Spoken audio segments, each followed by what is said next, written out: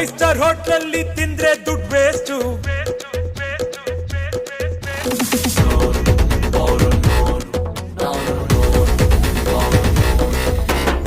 Five star ಹೋಟೆಲ್ಲಿ ತಿಂದ್ರೆ ದುಡ್ಡು waste.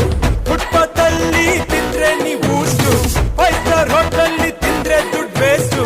Footpath ಅಲ್ಲಿ ತಿಂದ್ರೆ ನೀವು ಪ್ರೀತಿಯಿಂದ ಮನೇಲಿ ತಿಂದ್ರೆ ಸಿಂಪಲ್ ಆದ್ರೂ ತುಂಬಾ ಟೇಸ್ಟು.